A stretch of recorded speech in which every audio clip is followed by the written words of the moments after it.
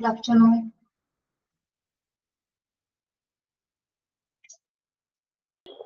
Good afternoon, ma'am. Good afternoon. Good afternoon, ma'am.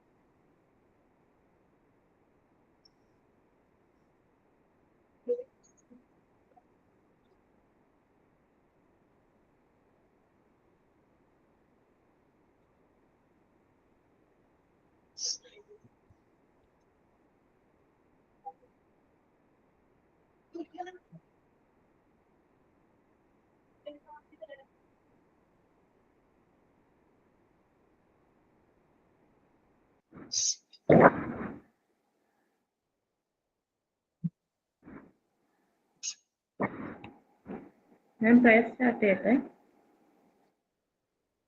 Prayer start ചെയ്തോ? അഖിലാണ്ട മൺചോരുക്കി അതിനുള്ളിൽ ആനന്ദ ദീപം കൊളുത്തി പരമാണു പൊരുളും സ്ഫുരണമായി നിന്നും പരമപ്രകാശമേ ശരണം നീയെന്നും സുരഗോള ലക്ഷങ്ങൾ അണിയിട്ടു നിർത്തി അവികല സൗഹൃദ ബന്ധം പുലർത്തി അതിനൊക്കെ ആധാര സൂത്രമീനാക്കി കുടികൊള്ളും സത്യമേ ശരണം ദുരിതങ്ങൾ കൂട്ടാടുമുലകത്തിൽ നിന്നെ പരിപൂർണ തേജസ്സു വിളയാടി കാണാൻ ഒരു ജാതി ഒരു മത ഒരു ദൈവമേവം പരിശുദ്ധമേതാന്തം സഫലമായി തീരാൻ അഖിലാണ്ട നായക തവ തിരുമുമ്പിൽ അഭയമായി നിത്യവും പണിയുന്നു ഞങ്ങൾ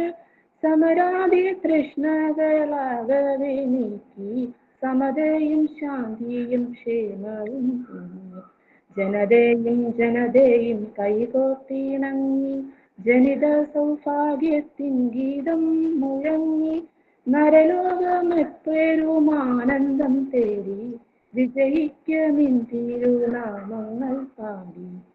Good afternoon, Miss. Good afternoon. Okay, good afternoon. What's your thought of the day? Thought of today.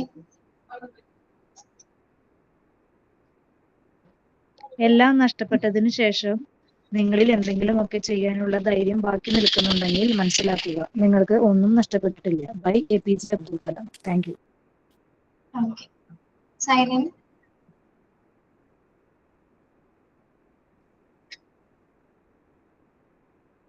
Sign in. Good afternoon, ma'am. Good afternoon, ma'am. എനിക്കൊരു കഥയാണ് പറയുന്നത്. ഒരിക്കൽ ഒരു യുവ ചിത്രകാരൻ തന്റെ പെയിന്റിംഗ് സ്ഥാപിച്ചു. എന്നിട്ട് ഒരു കുറിപ്പ് അതോടൊപ്പം എഴുതി വെച്ചു. ഈ പെയിന്റിങ്ങിൽ എന്തെങ്കിലും തെറ്റ് കാണിച്ചാൽ അവിടെ വൈകുന്നേരം പെയിന്റിംഗ് പരിശോധിച്ചു. ചിത്രകാരന്റെ ഹൃദയം പക്ഷെ തകർന്നുപോയി. 100 കണക്കിന് അടയാളങ്ങൾ കാഴ്ചക്കാർ ആ ചിത്രത്തിൽ വരച്ചിട്ട് പോയത്. തെറ്റ് കണ്ടാൽ അടയാളപ്പെടുത്താനല്ലേ പറഞ്ഞത്. തെറ്റ് കണ്ടുപിടിച്ചു. എന്നിട്ട് അത് അവിടെ ഇവിടെയും വരച്ച് തന്റെ കഴിവുള്ള വിഷയം കേൾക്കണില്ലേ?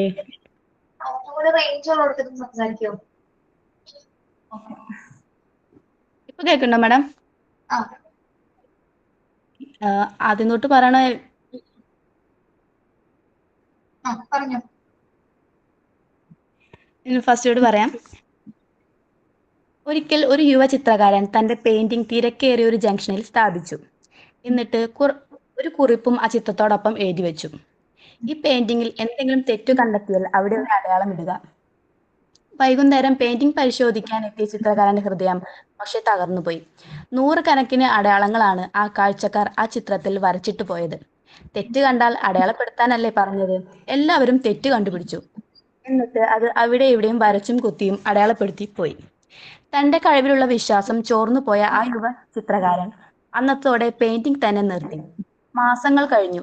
ആ സംഭവം ഉണ്ടായ വിഷാദത്തിൽ നിന്ന് അവന് പുറത്തു കടക്കാൻ സാധിച്ചില്ല. ഇത് കണ്ട് വിഷമം തോന്നിയ അയാളുടെ അമ്മ അവനോട് പുതിയൊരു ആശയം പങ്കുവച്ചു. അതേ ജംഗ്ഷനിൽ വീണ്ടും പെയിന്റിംഗ് വയ്ക്കുക. ഇത്തവണ കുറച്ചുകൂടി വ്യത്യസ്തമായ കുറിപ്പായിരിക്കണം കേട്ടോ. ചിത്രകാരൻ സമ്മതിച്ചു. അവൻ വേഗത്തിൽ മികച്ച ഒരു പെയിന്റിംഗ് പൂർത്തിയാക്കി. രാവിലെ തന്നെ അതേ ജംഗ്ഷനിൽ പെയിന്റിംഗ് കൊണ്ടുപോയി വെച്ചു. കുറിപ്പായി ഇങ്ങനെ എഴുതി വെച്ചു: ഈ പെയിന്റിംഗിൽ എന്തെങ്കിലും തെറ്റ് കണ്ടെത്തുന്നവർ അത് തിരുത്തുക. വൈകുന്നേരം പെയിന്റിംഗ് പരിശോധിക്കാൻ യുവ ചിത്രകാരനും അമ്മയും ജംഗ്ഷനിൽ വീണ്ടും പോയി. 2 പേർക്കും അത്ഭുതപ്പെട്ടു. പെയിന്റിംഗ് രാവിലെ സ്ഥാപിച്ചതുപോലെ തന്നെയുണ്ട്. ആരും ഒരു തിരുത്തും അടയാളപ്പെടുത്തിയിട്ടില്ല. ആരും അത് മെച്ചപ്പെടുത്താൻ ശ്രമിച്ചിട്ടുമില്ല. മകന്റെ സന്തോഷം കണ്ട അമ്മ പറഞ്ഞു, മകനെ, ലോകത്തിനൊരു നിയമമുണ്ട്. വിമർശിക്കുക, കളിയാക്കുക, ഇതെല്ലാം വളരെ എളുപ്പമുള്ള കാര്യമാണ്. അത് ഏതു മനുഷ്യനും വേഗത്തിൽ സാധിക്കും. നിന്റെ തെറ്റും കുറവുകളും കണ്ടെത്താൻ ആർക്കാ പറ്റാത്തത്? എന്നാൽ വളരെ കുറച്ച് ആൾക്കാർക്ക് മാത്രമേ ക്രിയാത്മകമായ പിന്തുണ നൽകാൻ ആകൂ. തെറ്റുകളെ ശരിയിലേക്ക് നയിക്കാനും സ്വയം മെച്ചപ്പെടുത്താൻ കഴിവോ അറിവോ ഇല്ലാത്തവർ മറ്റുള്ളവരുടെ തെറ്റുകൾ കണ്ടെത്താനും അവരെ അപമാനിക്കാനും മാത്രം ശ്രമിച്ചുകൊണ്ടേയിരിക്കും. അത്തരക്കാരുടെ അഭിപ്രായങ്ങളെ ഒരിക്കലും നിങ്ങൾ മുഖവരയ്ക്കെടുക്കരുത്. മറ്റുള്ളവരുടെ തെറ്റുകൾ ഉയർത്തിക്കാണിക്കുന്ന ശബ്ദങ്ങളെയല്ല, മികവിനായി പരിശ്രമിക്കാൻ നമ്മളെ പ്രചോദിപ്പിക്കുന്ന മനുഷ്യരെ മാത്രം പരിഗണിക്കുക. നിങ്ങളുടെ കൂടെ കൂട്ടുക. Signing Abhisha. Okay, Abhisha, very good story. ഈ സ്റ്റോറി കേട്ടിട്ട് നിങ്ങൾക്ക് എന്താ മനസ്സിലായത്?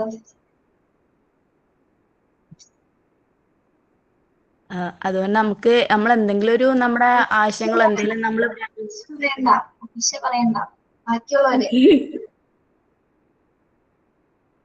സ്റ്റോറി കേൾക്കുന്നുണ്ടാവും കൂടി അറിയണമല്ലോ നമുക്ക്. മറ്റുള്ളവരുടെ തെറ്റുകൾ കണ്ട് നമുക്ക് പെട്ടെന്ന് സാധിക്കും. തെറ്റ് കണ്ടെത്താൻ വിമർശിക്കാനും പെട്ടെന്ന് എല്ലാവർക്കും സാധിക്കും. അതാണ് അത്. തിരുത്തി കൊടുക്കാനോ പറഞ്ഞെടുക്കാൻ ശ്രദ്ധിക്കൂല, വിമർശിക്കാനോ പോലും ശ്രദ്ധിക്കണം ആളുകള്. അതെ, നമ്മള് ലാംഗ്വേജ് കോഗ്നിറ്റീവ് ഡെവലപ്മെന്റിന്റെ ലാസ്റ്റ് ഭാഗമല്ലേ പറഞ്ഞത്? Mile stone of development. Okay, അത് നിങ്ങൾക്ക് ഓരോരുത്തർക്കും ഓരോ ഏജിൽ തന്നിട്ടുണ്ടായിരുന്നല്ലോ അല്ലെ? ആക്ടിവിറ്റി ചെയ്യാൻ. ജസ്റ്റ് ഒന്ന് പാരഗ്രാഫ് വായിക്കാം. Milestone of development and stimulating the child.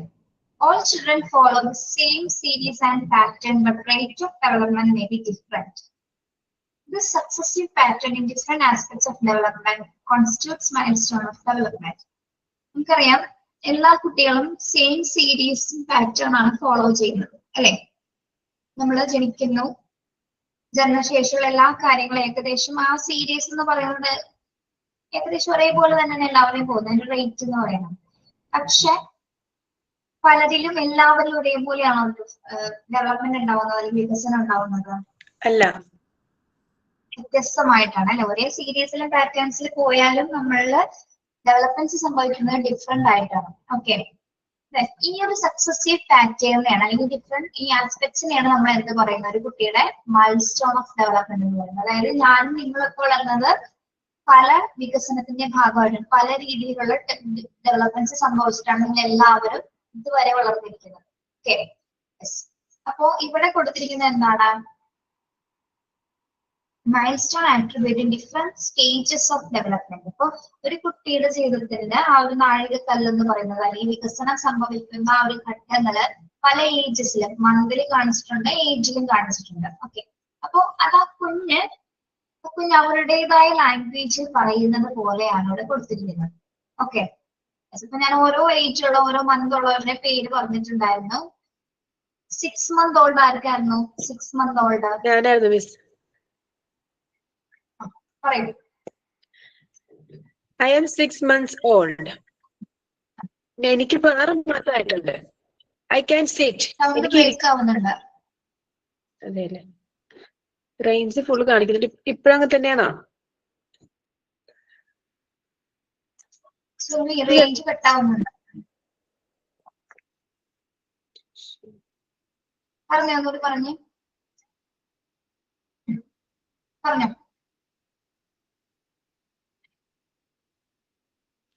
സ്റ്റെക്കാണല്ലോ. Surumi കേൾക്കാമോ? പറഞ്ഞോ.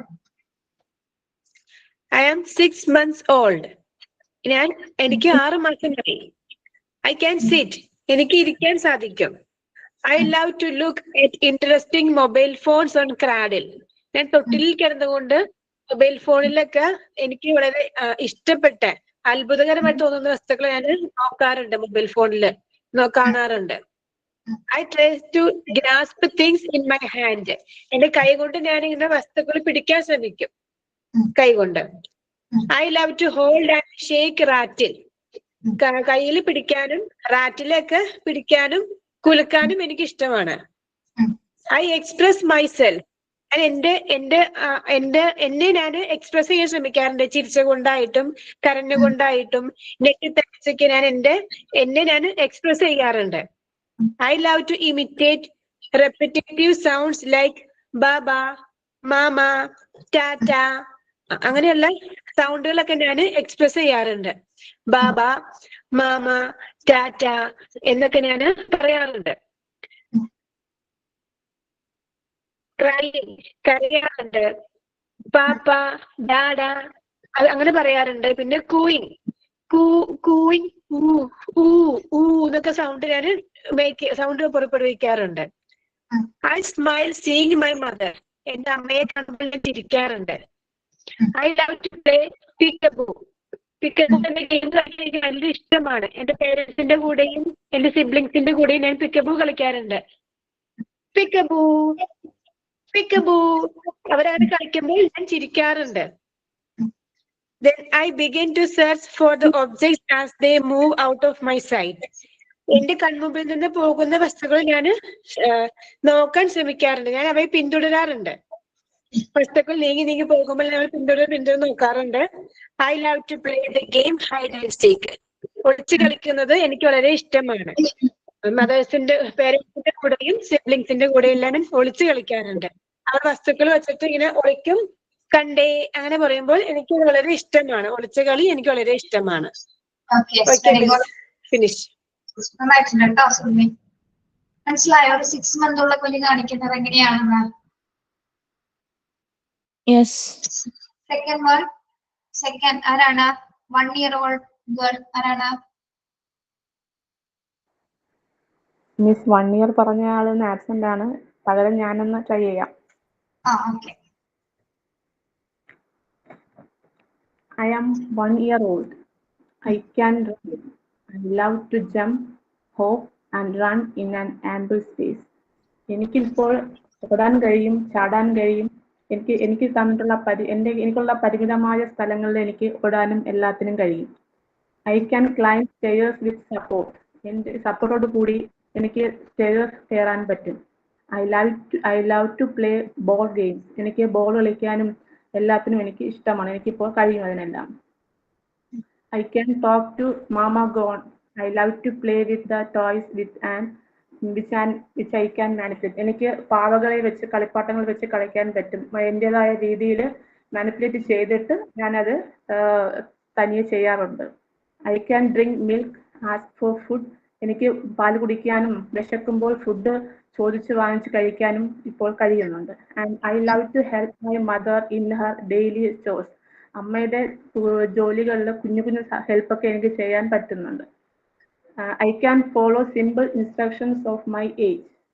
എനിക്ക് എൻ്റെ കാര്യത്തിൽ ചെറിയ ഇൻസ്ട്രക്ഷൻസ് ഒക്കെ ഫോളോ ചെയ്യാൻ പറ്റുന്നുണ്ട്. I love to be with the other children. എനിക്ക് മറ്റുള്ള കുട്ടികളെ ഇഷ്ടമാണ്. അവരുമായിട്ട് കളിക്കുന്നതും എല്ലാത്തിനും എനിക്കിപ്പോൾ ഇഷ്ടമാണ്. I can express my toilet needs. എനിക്ക് ടോയ്ലറ്റിൽ പോകുന്ന ആ കാര്യങ്ങളൊക്കെ എക്സ്പ്രസ് ചെയ്യാൻ പറ്റുന്നുണ്ട്. Okay. Okay, very good. Next. 3 ഞാനാണ് years മിസ്സേ old. Arya. I am 3 years old. എനിക്ക് 3 വയസ്സായി. I can jump, hop and run. I love to dance at the beat of music. എനിക്ക് ചാടാനും ഓടാനും കഴിയും. സംഗീതത്തിന്റെ താളത്തിനൊത്ത് നൃത്തം ചെയ്യാൻ എനിക്ക് ഇഷ്ടമാണ്. Thank you ma'am. Okay, very good. 4 years old. ഞാനാണ് മാം. I am 4 years old. ഞാൻ 4 വയസ്സായി എനിക്ക്. I can ride a bicycle. I love to ride a tricycle. എനിക്ക് ബൈസൈക്കിള് റൺ ചെയ്യാൻ എങ്ങനെയാന്ന് അറിയാം. പക്ഷെ എനിക്ക് ഇഷ്ടം ട്രൈസൈക്കിൾ മുച്ചക്ര വാഹനം ഓടിക്കാനാണ് എനിക്കിഷ്ടം. I can dress and undress and I love to dress and undress myself. എനിക്ക് എൻ്റെ ഡ്രസ്സ് ഇടാനും അത് അഴിക്കാനും ഒക്കെ അറിയാം. എനിക്ക് ഒറ്റയ്ക്ക് സ്വയം ചെയ്യുന്നതാണ്, പക്ഷെ എനിക്കത് ഒറ്റയ്ക്ക് ചെയ്യുന്നതാണ് എനിക്കിഷ്ടം. I can identify objects. എനിക്ക് പലതരത്തിലുള്ള വസ്തുക്കൾ കണ്ടാൽ തിരിച്ചറിയാൻ കഴിയും. ഇപ്പോ I love to play with different materials like animals, fruits, vegetables and explore the texture, size and shape. എനിക്ക് പല വ്യത്യസ്ത തരത്തിലുള്ള മെറ്റീരിയൽസ്, ആനിമൽസ്, ഫ്രൂട്ട്സ്, വെജിറ്റബിൾസ് ഇതുപോലെയൊക്കെയുള്ള വ്യത്യസ്ത തരത്തിലുള്ള മെറ്റീരിയൽസ് വെച്ച് കളിക്കുന്നത് ഇഷ്ടമാണ്. അതിന്റെ ടെക്സ്ചർ, പുറം ഭാഗങ്ങൾ ഏതൊക്കെ രൂപത്തിലാണെന്നൊക്കെ എനിക്ക് എക്സ്പ്ലോർ ചെയ്യാനും അതിന്റെ സൈസ്, പലതരത്തിലുള്ള സൈസ്, ഷേപ്പ്, അതിന്റെ കളേഴ്സ് അതൊക്കെ എനിക്ക് എക്സ്പ്ലോർ ചെയ്യാൻ ഭയങ്കര ഇഷ്ടമാണ്. I can speak in sentence. എനിക്ക് വാക്കുകൾ സെന്റൻസ് ആയിട്ട് സംസാരിക്കാൻ എനിക്കിപ്പോൾ കഴിയും. And express my feeling and needs. എനിക്ക് എൻ്റെ ആവശ്യങ്ങളും എൻ്റെ ഭാവങ്ങളും ഒക്കെ പുറത്ത് എക്സ്പ്രസ് ചെയ്യാൻ കഴിയുന്നുണ്ട്. I love to scribe and colour using crayons. എനിക്ക് എഴുതാനും അതുപോലെ കളേഴ്സ് ക്രയോൺസ് വെച്ചിട്ട് കളർ കൊടുക്കാനൊക്കെ എനിക്ക് ഇഷ്ടമാണ്. I can take care of my toilet. എനിക്ക് ടോയ്ലറ്റിൽ പോവാൻ ഞാൻ തന്നെ എൻ്റെ ടോയ്ലറ്റിൽ പോകാനുള്ളത് ചെയ്യും. എനിക്ക് ഹെൽപ്പ് വേണ്ട ആവശ്യമില്ല. I love to play with children of my age. എനിക്ക് എൻ്റെ ഏജിലുള്ള കുട്ടികളുടെ കൂടെ കളിക്കാൻ എനിക്ക് ഭയങ്കര ഇഷ്ടമാണ്. I love to listen to stories of animals. എനിക്ക് ആനിമൽസിന്റെ സ്റ്റോറീസ് കേൾക്കാനാണ് കൂടുതൽ ഇഷ്ടം. I love to recite rhymes. അതുപോലെ റൈംസ് കേൾക്കുന്നതും എനിക്ക് ഭയങ്കര ഇഷ്ടമാണ്. Okay, very good. നിങ്ങൾ അതൊന്ന് ഫുൾ ആയിട്ടൊന്ന് വായിച്ചു നോക്കി എല്ലാവരും.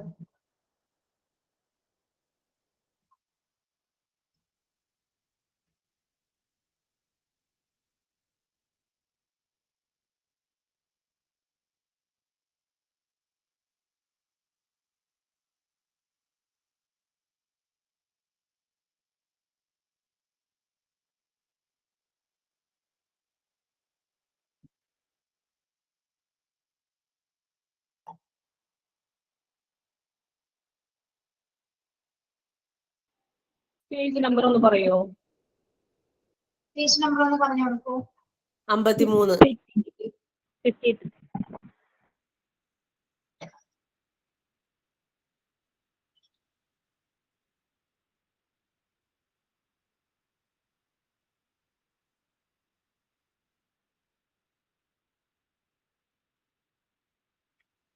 ഓക്കെ, മൈൽസ്റ്റോൺ ഓഫ് ഡെവലപ്മെന്റ് മനസ്സിലായോ നിങ്ങൾക്ക്? Okay, yes. നമ്മുടെ കോഗ്നിറ്റീവ് ഡെവലപ്മെന്റ് എന്ന ഒരു ചാപ്റ്റർ കംപ്ലീറ്റ് ആയി കേട്ടോ. അപ്പൊ ഇതിന്റെ മോക്ക് ടെസ്റ്റ് ഇന്ന് ഇതായിരിക്കും. ചെക്ക് ചെയ്യാട്ടോ. നിങ്ങൾക്ക് പാർട്ട് 1 ഏതൊക്കെ ചാപ്റ്റേഴ്സിന് എടുത്ത് തീരാനുണ്ട്? പാർട്ട് 1 കംപ്ലീറ്റഡ് ആണോ?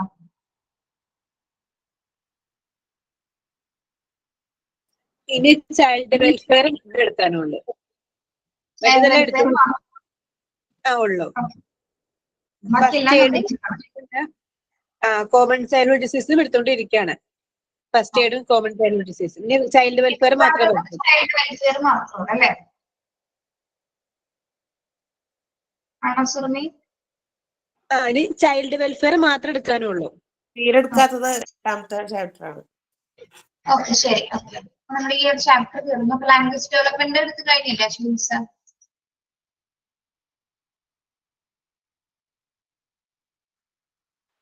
കഴിഞ്ഞു. നെക്സ്റ്റ് സൈക്കോളജി സ്റ്റാർട്ട് ചെയ്തോ ആരെങ്കിലും? ഇല്ല മാം. ഇല്ല.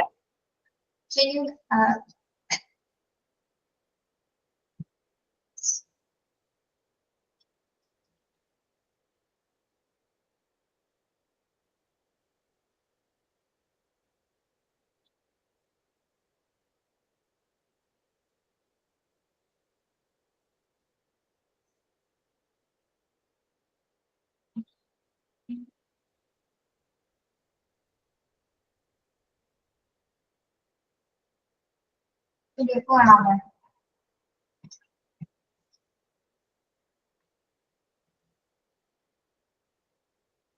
PDF കാണാമോ?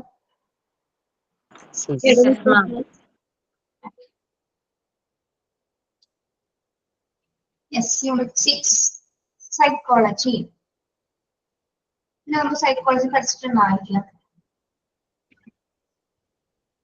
നമ്മൾ നേരത്തെ പഠിച്ച തിയറീസും എല്ലാം തന്നെ സൈക്കോളജി റിലേറ്റഡ് തിയറീസ് തന്നെയാണ് കേട്ടോ. സൈക്കോളജി എന്താണ് കുറച്ചുകൂടി ഡീറ്റെയിൽ ആയിട്ടാണ് നമ്മൾ പഠിക്കാൻ പോകുന്നത്. ഓക്കെ, ആരെങ്കിലും പഠിച്ചിട്ടുണ്ടോ സൈക്കോളജി എന്താണെന്ന്? മനഃശാസ്ത്രം കേട്ടിട്ടുണ്ടോ അല്ലെ? സൈക്കാട്രി, മനഃശാസ്ത്രം എന്നൊക്കെ കേട്ടിട്ടുണ്ടാവും.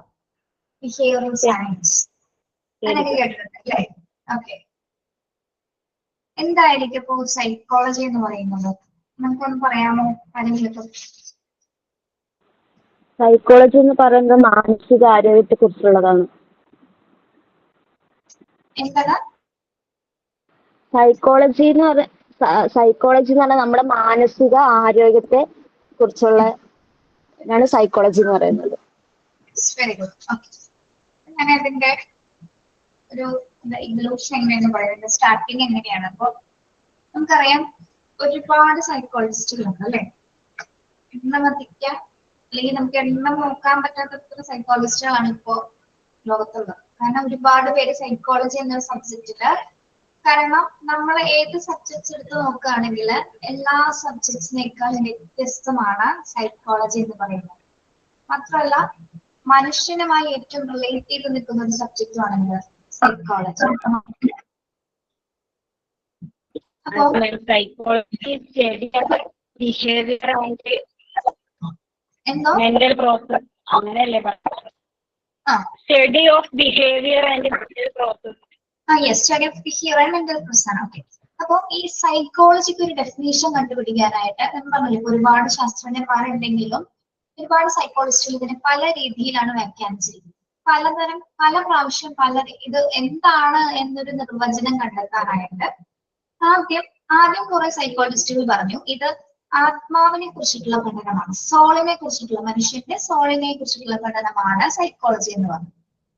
ഒരു കാലഘട്ടം വരെ അങ്ങനെയാണ് പഠിച്ചു പോന്നിരുന്നത്. പിന്നീട് കുറച്ചു കഴിഞ്ഞ സമയത്ത് മറ്റ് സൈക്കോളജിസ്റ്റുകൾ അവരുടെ പഠനത്തിന് ശേഷം അല്ലെങ്കിൽ അവരുടെ റിസർച്ചിന് ശേഷം ഇത് മൈൻഡിനെ കുറിച്ചുള്ള ഒരു പഠനമാണെന്ന് പറഞ്ഞു. എന്താണ് മൈൻഡ്? മനസ്സിനെ കുറിച്ചുള്ള പഠനമാണെന്ന് സ്ഥിരീകരിച്ചു. ഓക്കെ, വർഷങ്ങൾ കുറെ കഴിഞ്ഞു, പിന്നീട് ഇതെല്ലാം ഫോളോ ചെയ്തു പോയി. അപ്പോഴും അടുത്ത സൈക്കോളജിസ്റ്റുകൾ വന്നു സോളിനെ കുറിച്ചുമല്ല മൈൻഡിനെ കുറിച്ചുമല്ല അവര് സ്ഥിരീകരിച്ചു. പിന്നെ എന്തിനെ കുറിച്ചാണെന്ന് പറഞ്ഞു? കോൺഷ്യസ് ആയിട്ടുള്ള പ്രവർത്തനങ്ങളെ കുറിച്ച്, മനുഷ്യന്റെ കോൺഷ്യസ് ആയിട്ടുള്ള പ്രവർത്തനങ്ങളെ കുറിച്ചുള്ള പഠനമാണെന്ന് പറഞ്ഞു. അതും ഒരു ഡെഫിനേഷൻ ആയിട്ട് മാറിയില്ല. ഓക്കെ, പിന്നീട് ഇങ്ങനെ പഠനങ്ങൾക്ക് വിധേയമായി ലാസ്റ്റ് നമ്മളൊരു എന്താണ് മനഃശാസ്ത്രം, എന്താണ് സൈക്കോളജി എന്ന് കണ്ടുപിടിച്ചു. എന്തിനെ കുറിച്ചുള്ള പഠനമാണ്? മനുഷ്യന്റെ ബിഹേവിയറിനെ കുറിച്ചുള്ള അല്ലെങ്കിൽ മനുഷ്യന്റെ പെരുമാറ്റത്തെ കുറിച്ചുള്ള പഠനമാണ് സൈക്കോളജി എന്ന് സൈക്കോളജിസ്റ്റുകൾ കണ്ടെത്തുകയുണ്ടായി. അപ്പൊ നമ്മുടെ ഫാദർ ഓഫ് സൈക്കോളജി എന്ന് പറയപ്പെടുന്നത് ആരെയാണ്? ഈ ഒരു ഡെഫിനിഷൻ പ്രകാരം ഫാദർ ഓഫ് സൈക്കോളജി എന്ന് പറയുന്നത് ആരാണ്? വില്യം വുണ്ടട്ട് ആണ് കേട്ടോ. വില്യം വുണ്ടട്ട് ആണ് നമ്മൾ ഫാദർ ഓഫ് സൈക്കോളജി എന്നറിയപ്പെടുന്നത്. വില്യം വുണ്ടട്ട്. നോട്ട് ചെയ്യാം കേട്ടോ.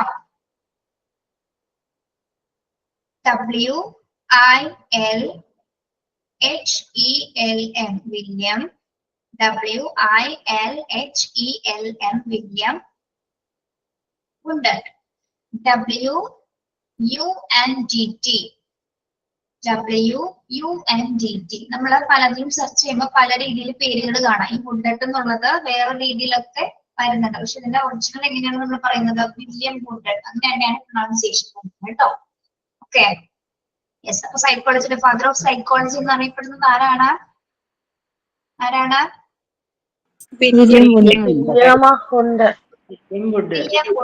വില്യം വുണ്ടഡ് ആണ് സൈക്കോളജിയുടെ ഫാദർ ആയിട്ട് നമ്മൾ അറിയപ്പെടുന്നത്. ഓക്കെ.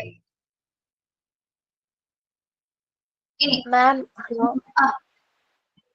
ഞാൻ ഇന്ന് നൈറ്റ് 8 മണിയുടെ ക്ലാസ്സിൽ കയറിയ മറ്റേ സൈക്കോളജിയുടെ ക്ലാസ് തുടങ്ങുന്നുണ്ട്. Okay. All the best. Diploma in life academy Calicut.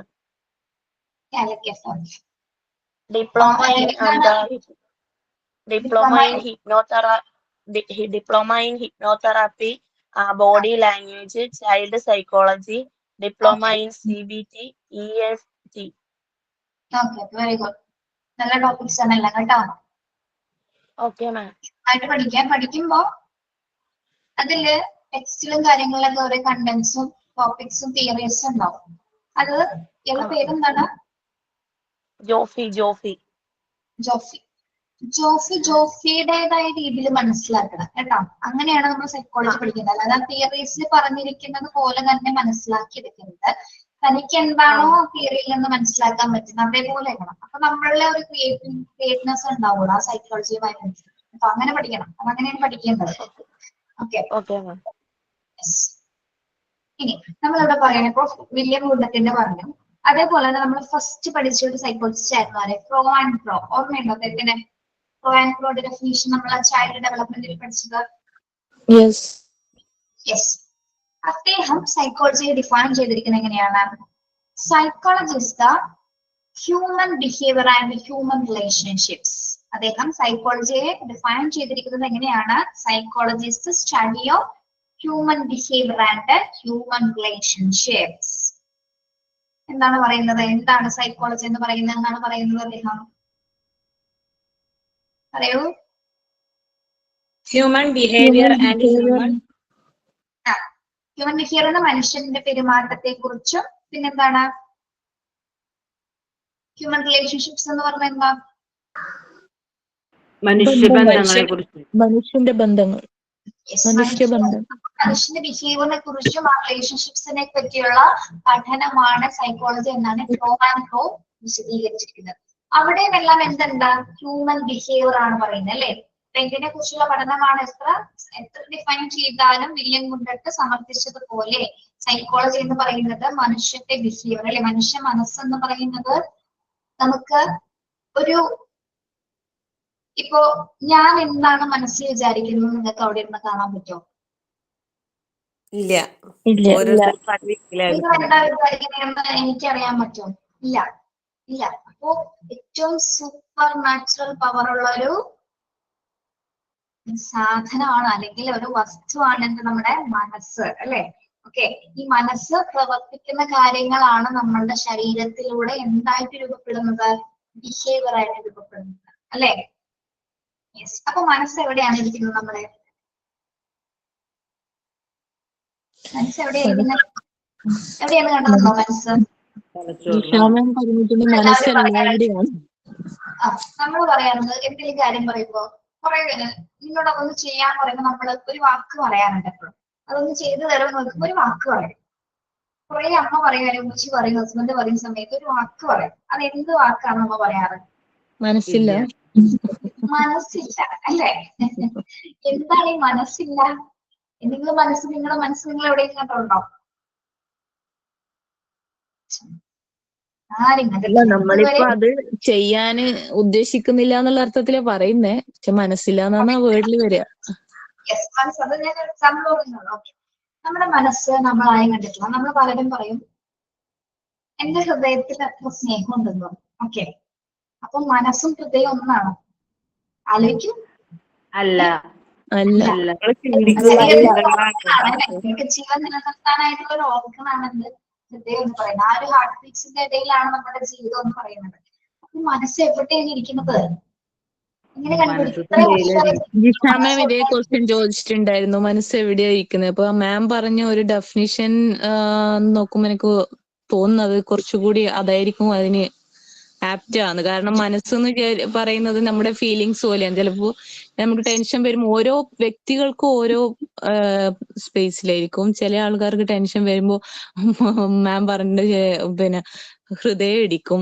ചില ആൾക്കാർക്ക് ടെൻഷൻ വരുമ്പോൾ ബാത്റൂം പോവാനായിരിക്കും ടെൻഡൻസി ഉണ്ടാകുക, വയറുവേദനയായിരിക്കും. അങ്ങനെ അതുപോലെ നമ്മുടെ മനസ്സെന്ന് പറയുന്നത് നമ്മുടെ ശരീരത്തിന്റെ എല്ലാ ഭാഗത്തും ഉണ്ട് എന്നാണ് പറയുന്നെന്ന് പറഞ്ഞു. അതുകൊണ്ടാണ് നമ്മൾ അതിലേക്ക് പറയുന്നത് ബിഹേവിയർ എന്ന് പറയുന്നത് അല്ലെ. ഈ പെരുമാറ്റത്തിലൂടെയാണ് നമ്മുടെ മനസ്സ് പ്രവർത്തിക്കുന്നത് അല്ലെ. ഇപ്പൊ എനിക്ക് ചിരിക്കണമെന്ന് തോന്നി, ഇപ്പൊ എന്റെ മനസ്സ് പ്രവർത്തിക്കുന്നത് ചിരിയിലൂടെയാണ് അല്ലെ. കരയണമെന്ന് തോന്നും, അപ്പൊ മനസ്സ് പ്രവർത്തിക്കുന്നത് എങ്ങനെയാണ്?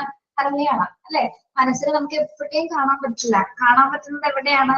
നമ്മുടെ ബിഹേവിയറിലൂടെ, ഹ്യൂമൻ ബോഡിയിലെ ബിഹേവിയറിലൂടെ മാത്രമാണ് നമ്മൾ മനസ്സ് കാണുക. ഒരാൾ ദേഷ്യപ്പെടുന്നത്, സങ്കടപ്പെടുന്നത്, അതായത് കരയുന്നത്, പൊട്ടിച്ചിരിക്കുന്നത്, അല്ലെങ്കിൽ വിങ്ങിപ്പൊട്ടുന്നത്, പല ഇമോഷൻസ് ആണ്. ഈ മനസ്സാണ് നമ്മുടെ ഇമോഷൻസ് കൺട്രോൾ ചെയ്യുന്നത് അല്ലെ. കംപ്ലീറ്റഡ് ആയിട്ടുള്ള ഒരു മനുഷ്യന്റെ ശരീരത്തിൽ നടക്കുന്ന എല്ലാ പ്രവർത്തനവും ആരുടെ കൺട്രോളിലാണ്? മാനസികമായ ഒരു അല്ലെ. അത് നമ്മൾ ഒരിക്കലും കാണില്ല. നമ്മളിപ്പോ അപ്പോ എന്ത് മനസ്സിലാക്കണം നമ്മളത് എന്താണെന്ന് അദ്ദേഹം ആദ്യം പറഞ്ഞു. ഈ സൈക്കോളജി എന്ന വേർഡിൽ തന്നെ അതിന്റെ അർത്ഥമുണ്ട്. സൈക്ക് മീൻസ് സോൾ എന്നാണ്. സൈക്ക് എന്ന് പറഞ്ഞാൽ എന്താണ്? അതൊരു ഗ്രീക്ക് വേർഡ് ആണ്. സൈക്കോളജിയുടെ സൈക്ക് എന്ന് പറയുന്നത് എന്താണ്? It means soul. Soul means soul എന്താണ്? ആത്മാവ്. ആത്മാവ് നമ്മൾ ഇതുവരെ കണ്ടിട്ടുണ്ടോ? ഇല്ല, കാണാൻ പറ്റില്ല അല്ലെ. നമ്മൾ പറയും പക്ഷെ ആത്മാവിന് മരണമില്ല എന്നൊക്കെ പറഞ്ഞു നിങ്ങൾ കേട്ടിട്ടില്ലേ? സത്യമാണോ? കേട്ടിട്ടുണ്ട്. കേട്ടിട്ടുണ്ട്. നിങ്ങളത് വിശ്വസിക്കുന്നുണ്ടോ? ആ നമ്മുടെ രൂപം വേറെ വിശ്വസിക്കുന്നുണ്ട്. നമ്മുടെ ശരീരം മാത്രമേ ഭൂമിയിൽ നിന്ന് പോകുന്നുള്ളൂ. മനസ്സൊരിക്കലും അല്ലെങ്കിൽ നമ്മുടെ ആത്മാവ് ഒരിക്കലും എന്താണ് ഭൂമിയിൽ പോകുന്നില്ല. മറ്റൊരു ജീവനിലേക്ക് അത് ചെന്ന് അവിടെ ഒരു പുതുജീവൻ ഉണ്ടാവുന്നു. അങ്ങനെ ഒരു കോൺസെപ്റ്റ് ആണ് നമ്മൾ ഇതുവരെ വിശ്വസിച്ചിരുന്നത്. പക്ഷെ അത് സത്യമാണോ? ആലോചിച്ചിട്ടുണ്ടോ? അങ്ങനെയൊക്കെ ചിന്തിക്കില്ല. ഇനിയിപ്പോ സൈക്കോളജി പഠിച്ചു തുടങ്ങി ഇനിയിപ്പോ വ്യത്യസ്തമായിട്ട് ചിന്തിക്കാൻ തുടങ്ങണം. നമ്മൾ പറയില്ല അടുത്ത ജന്മത്തിൽ ചിലപ്പോ ഒരു കാക്കയായിട്ടോ ഒരു മയിലായിട്ടോ ജനിക്കുന്നൊക്കെ പറയണ പോലെ. അത് ആരെങ്കിലും തെളിയിച്ചിട്ടുണ്ടോ? ആരും തെളിയിച്ചിട്ടില്ല അല്ലേ. ഒരു സിനിമയിലുണ്ട് കേട്ടോ. സിനിമയിലുണ്ട്. സിനിമയിൽ എന്ത് വേണമെങ്കിലും നമുക്ക് ക്രിയേറ്റ് ചെയ്യാം. കാരണം എന്താണ്? അത് ഇമാജിനേഷൻ ഫീൽഡ് ആണ് അല്ലെ. ഇമാജിനേഷൻ ഫീൽഡ് ആണ്. റിയൽ സ്റ്റോറിനെ നമ്മൾ വേറൊരു മേക്കിങ്ങിലൂടെ പുറത്തു വരുന്നതാണ് എന്ത്? സിനിമ എന്ന് പറയുന്നത് അല്ലെ. പ്രേക്ഷകർക്കിടയിൽ ഒരു എന്റർടൈൻമെന്റിന് വേണ്ടിയിട്ട് നമ്മൾ കൊടുക്കുന്നത്. പക്ഷെ നിങ്ങളൊന്ന് ആലോചിച്ച് നോക്കൂ, നമ്മുടെ റിയൽ ലൈഫിൽ നടന്നത് ഇപ്പൊ നമ്മളിപ്പോ പറഞ്ഞ പോലെ ശരീരം പോയി എന്റെ മനസ്സ് വേറെ എവിടെയാണ് എന്നൊക്കെ നമ്മൾ പറഞ്ഞു കേട്ടിട്ടുണ്ട്. ഇതിൽ ആരെങ്കിലും ഇതിനൊക്കെ ഒരു സത്യസന്ധമായിട്ടൊരു പഠനങ്ങൾ തെളിയിച്ചിട്ടുണ്ടോ? നമുക്കിതെല്ലാം ഫീൽ ചെയ്യാനേ പറ്റും അല്ലെ.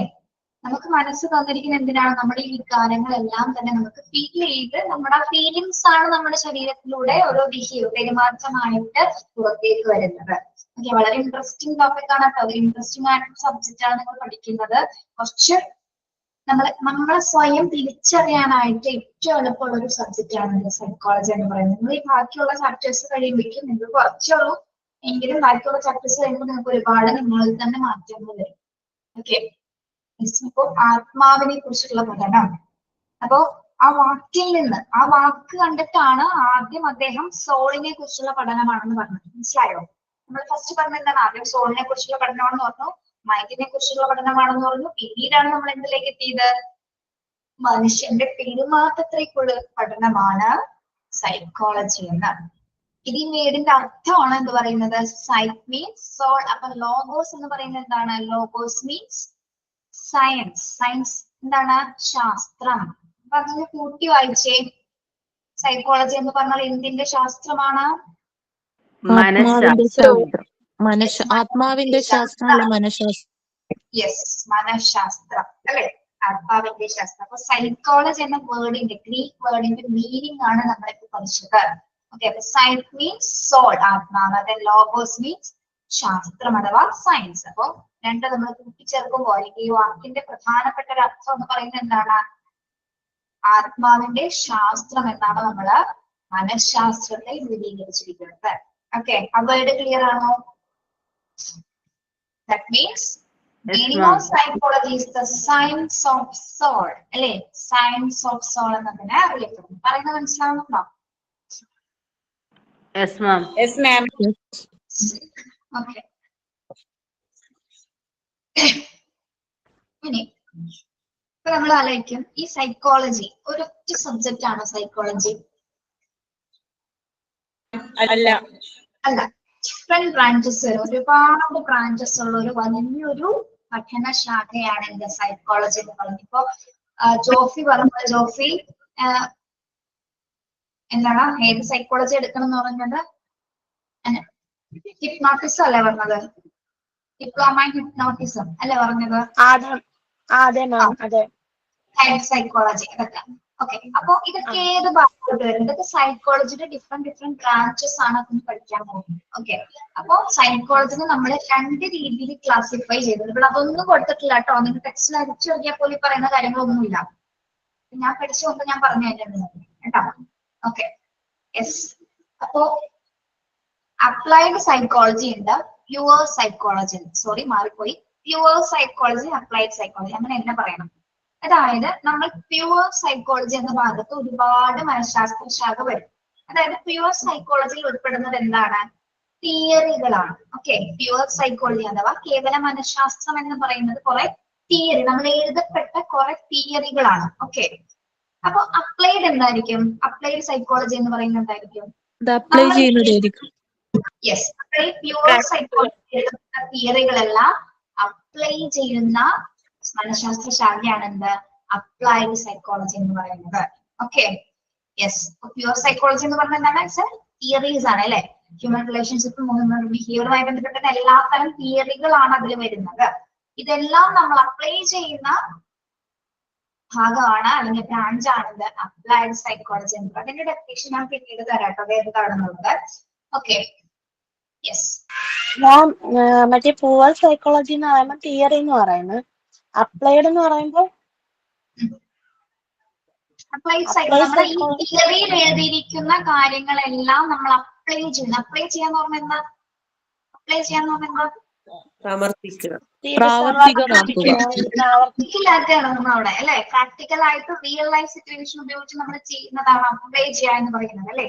അപ്പൊ എഴുതി വെച്ചിരിക്കുന്ന തിയറികളുടെ ഒരു അപ്ലിക്കേഷൻ ആണ്, അല്ലെങ്കിൽ അപ്ലൈ ചെയ്യുന്ന ഒരു ലെവലാണ് എന്താ? Applied psychology. ഓക്കെ, ഇനി നിങ്ങൾ ജസ്റ്റ് ഒന്ന് വെറുതെ കുറച്ച് ബ്രാഞ്ചസ് ഒന്ന് നോട്ട് ചെയ്ത് വെച്ചു കേട്ടോ. കുറച്ച് ബ്രാഞ്ചസ് ഒന്ന് നോട്ട് ചെയ്യാം. ബ്രാഞ്ചസ് ഓഫ് സൈക്കോളജി എന്ന് കൊടുത്തിട്ട് നോട്ട് ചെയ്യാം കേട്ടോ.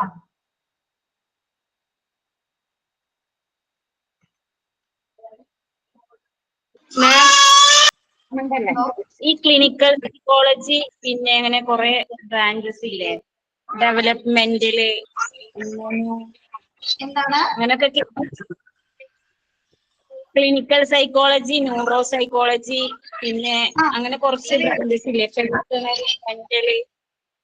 ഓക്കെ, ഓക്കെ, പറഞ്ഞുതരാം കേട്ടോ. നിങ്ങൾ ആദ്യം പ്യുവർ സൈക്കോളജിയിൽ ഏതൊക്കെ വരുന്നതെന്ന് എഴുതാം കേട്ടോ. പ്യുവർ സൈക്കോളജിയില്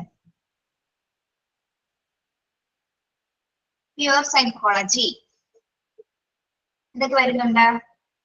ജനറൽ സൈക്കോളജി, പ്യുവർ സൈക്കോളജിയിൽ താഴെയായിട്ട് നോട്ട് ചെയ്ത് പോവാട്ടോ. ജനറൽ സൈക്കോളജി ഇതൊക്കെ എഴുതി വെക്കുന്നത് ഞാൻ പറഞ്ഞുതരാം എങ്ങനെയാണെന്ന്. General psychology, abnormal psychology,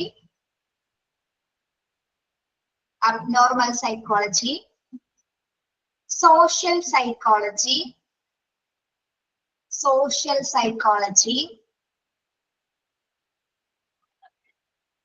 experimental psychology,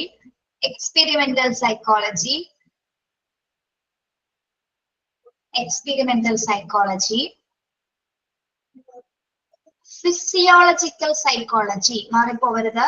physiological psychology,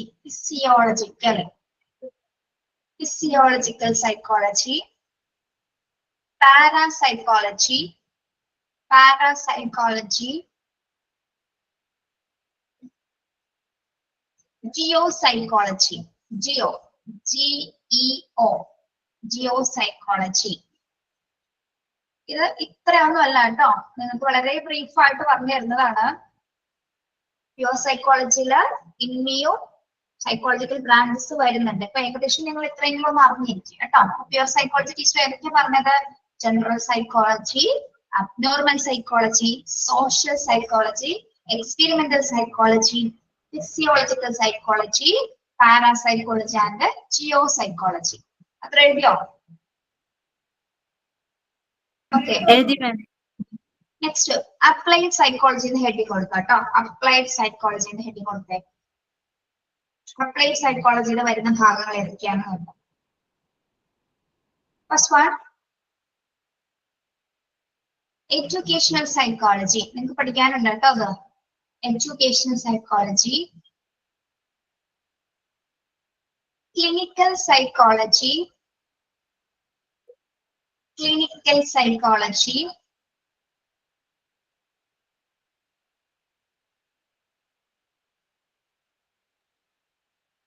clinical psychology, criminal psychology, criminal psychology, criminal psychology, industrial psychology, industrial psychology, വ്യാവസായിക മനഃശാസ്ത്രം, industrial psychology, legal psychology, legal psychology,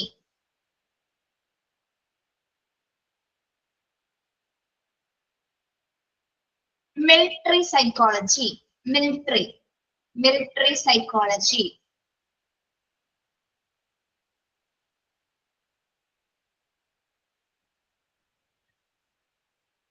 political psychology, political psychology,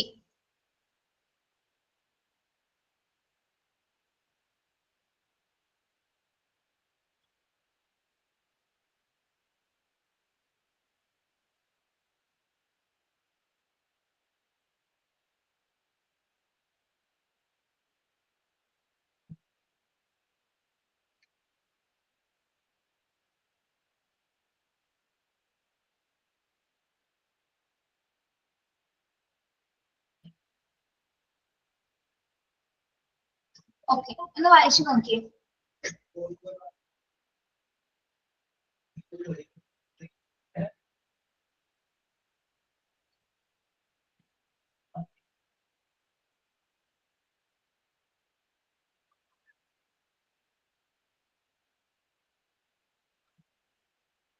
നിങ്ങൾ അത് വായിക്കുമ്പോ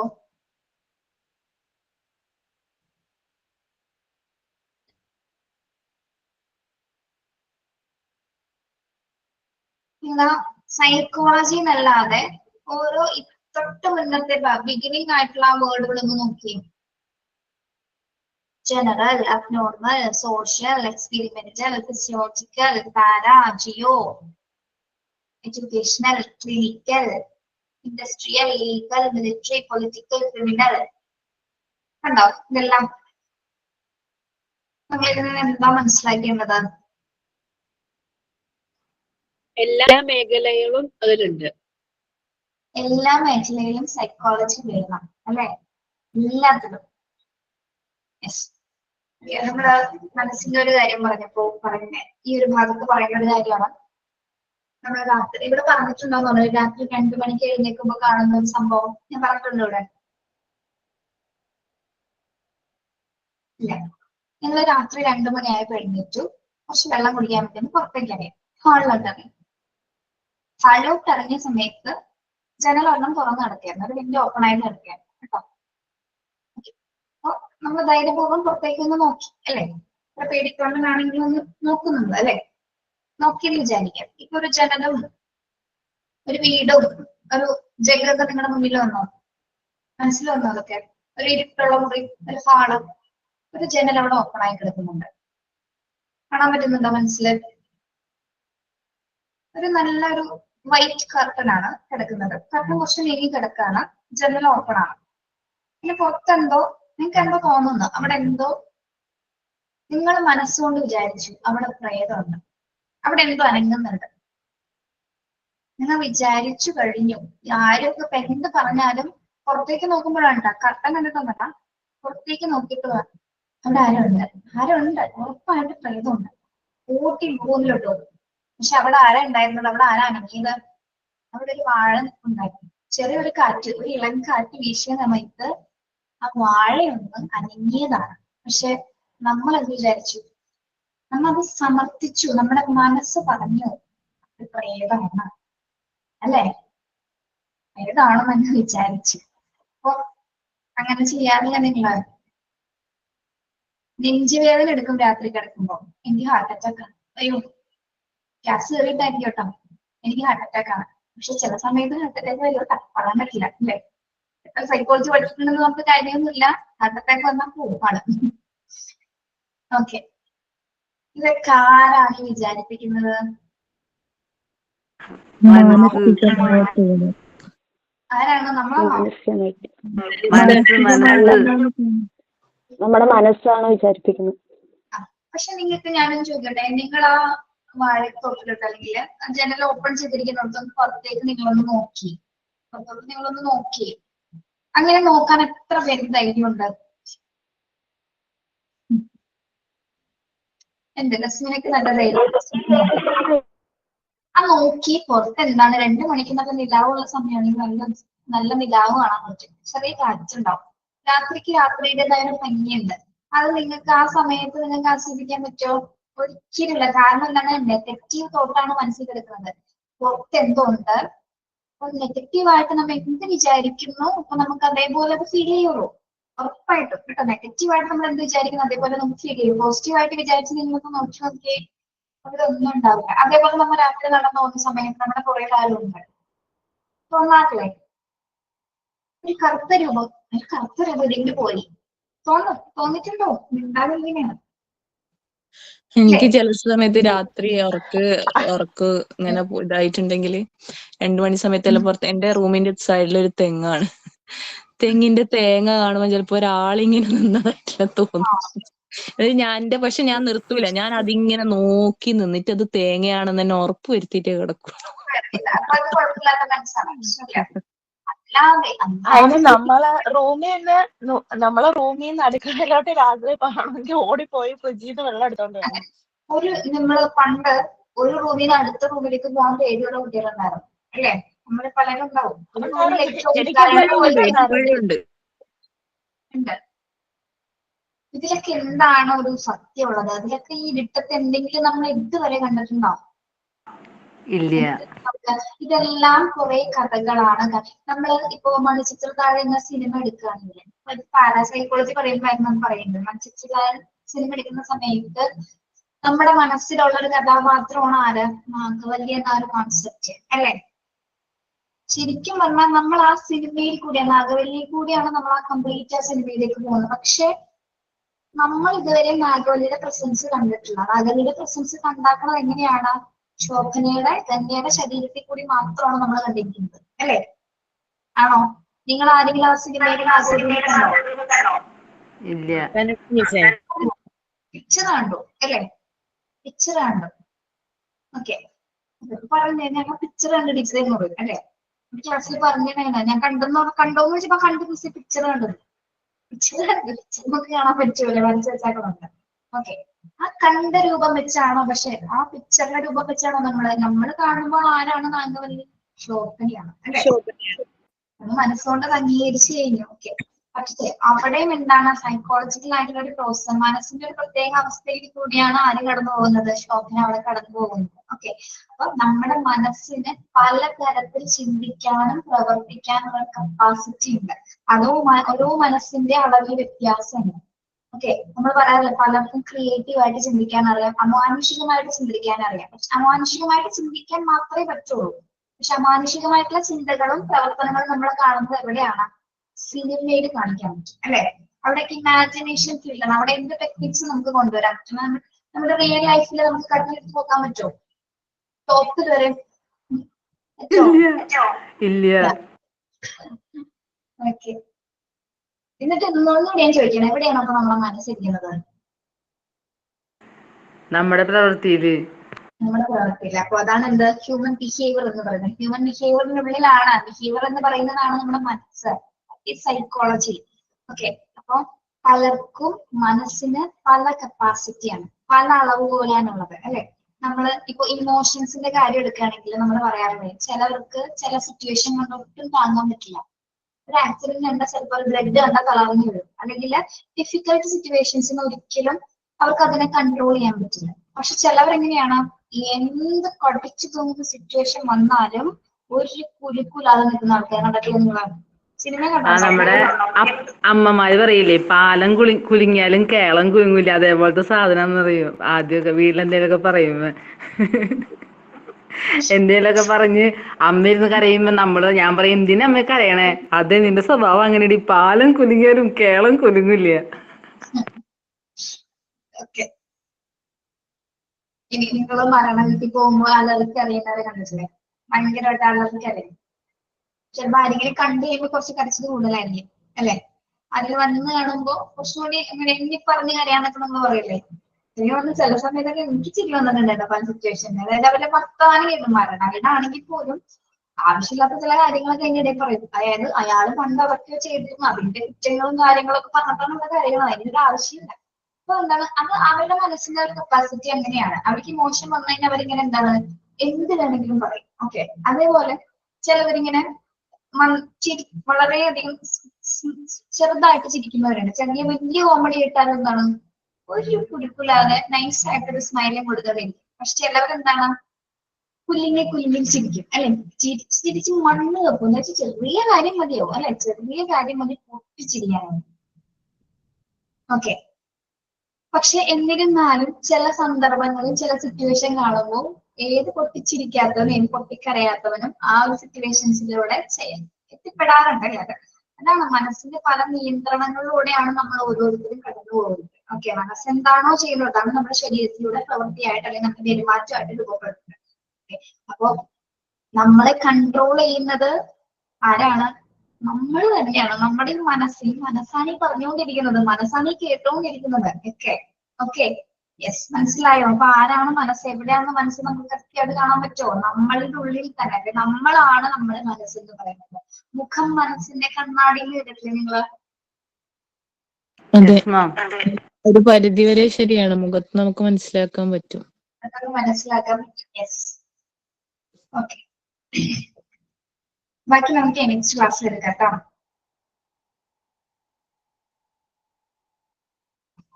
ഇതിലിനി വേണമെന്നില്ല എന്താണ് സൈക്കോളജി, അത് ഏതൊക്കെ ഫീൽഡിലാണ് ഉപയോഗിക്കുന്നത്, പിന്നെ അങ്ങനെയുള്ള കുറച്ച് കാര്യങ്ങൾ മാത്രമേ നോക്കത്ത് വരുന്നത് കേട്ടോ.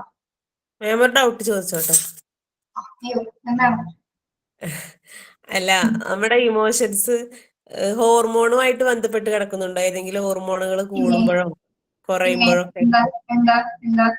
തീർച്ചയായും ചോദിക്കാനായിരുന്നു. ഹാപ്പിനെസ് ഹോർമോൺ ഉണ്ട്. നമുക്ക് ഹാപ്പിനെസ് ഹോർമോൺസ് ഉണ്ട്. ഹാപ്പിനെസ് ഹോർമോൺസ് ഡോപ്പമൈൻ എന്ന് പറഞ്ഞൊരു ഹോർമോണിനെ കുറിച്ച് കേട്ടിട്ടുണ്ട്. ഹോസ്പിറ്റലിൽ പോയപ്പോഴേ ഡോക്ടർ പറഞ്ഞത് കൂടുമ്പോഴാണ് നമ്മുടെ ഡിപ്രഷൻ സ്റ്റേജിലോട്ട് പോയിട്ട് അത് കേട്ടിട്ടുണ്ട്. അതുകൊണ്ടാണ് അപ്പൊ ഞാൻ ചോദിച്ചത്. അപ്പൊ മനസ്സിന്റെ ആരോഗ്യം, നിങ്ങൾ മെന്റൽ ഹെൽത്ത് പഠിച്ചവരല്ലേ? നിങ്ങള് പഠിച്ചില്ലേ? Yes, mental health. അപ്പൊ ഒന്ന് ആലോചിച്ച് നോക്കി, മനസ്സിന് ആരോഗ്യം വേണം. ഹോർമോൺ ചേഞ്ചസ്, ഹോർമോൺ ബാലൻസ് ഒക്കെ വേണമെങ്കിൽ നല്ല രീതിയിൽ നമ്മൾ ഇങ്ങോട്ട് കൊടുത്താൽ മാത്രമേ നല്ല രീതിയിൽ ഇങ്ങോട്ട് പ്രൊഡ്യൂസ് ചെയ്യുള്ളൂ. നല്ല പെരുമാറ്റം ഉണ്ടാവണമെങ്കിൽ നല്ല ഹെൽത്തി ആയിട്ടുള്ള ഒരു ആരോഗ്യം കൂടി നമുക്ക് വേണം. നല്ലൊരു ഹെൽത്തി ആയിട്ടുള്ള ഒരു ബോഡി ഉണ്ടായിരിക്കണം. എങ്കിൽ മാത്രമേ ഹാപ്പി ഹോർമോൺസ് അല്ലാത്ത ഹോർമോൺസ് ഒക്കെ നമുക്ക് എന്താണ് ലൈഫ് ഹോർമോൺസ് അതൊക്കെ ഡെവലപ്പ് ചെയ്യുള്ളൂ. ഓക്കെ, അപ്പൊ അതും കൂടി നമ്മൾ ഇതിന്റെ ഒപ്പം തന്നെ കൺട്രോൾ ചെയ്യണേ. നമ്മള് സുഖമില്ലാതിരിക്കുന്ന സമയത്ത് നമ്മൾ പ്രൊഡക്റ്റീവ് ആണോ? സുഖമില്ലാതിരിക്കുമ്പോ ഇല്ല. ആ അസുഖം മാറുന്നത് വരെ നമ്മൾ ഒരിക്കലും പ്രസന്റ് മൈൻഡ് ആയിരിക്കും. നമ്മുടെ ബോഡി മൈൻഡ് ഒക്കെ എന്താണ് ആബ്സെന്റ് മൈൻഡിലായിട്ടായിരിക്കും, ആബ്സെന്റ് ആയിട്ടായിരിക്കും വർക്ക് ചെയ്യുന്നത്. പക്ഷെ അസുഖം മാറിയതിനു ശേഷം നമ്മൾ ആരോഗ്യം വീണ്ടെടുത്തതിന് ശേഷമാണ് നമ്മുടെ മനസ്സ് ഊർജ്ജസ്വലമായിട്ട് നമ്മൾ ചെയ്തിരുന്ന നോർമൽ റുട്ടീൻ ആക്ടിവിറ്റീസിലേക്ക് എത്തിച്ചേരുന്നത്. ഓക്കെ, ബാക്കി നമുക്ക് അടുത്ത ക്ലാസ്സിൽ എടുക്കാം കേട്ടോ. അടുത്ത ക്ലാസ്സിൽ വിളിച്ചു. Okay, thank you. Thank you ma'am. Thank you ma'am.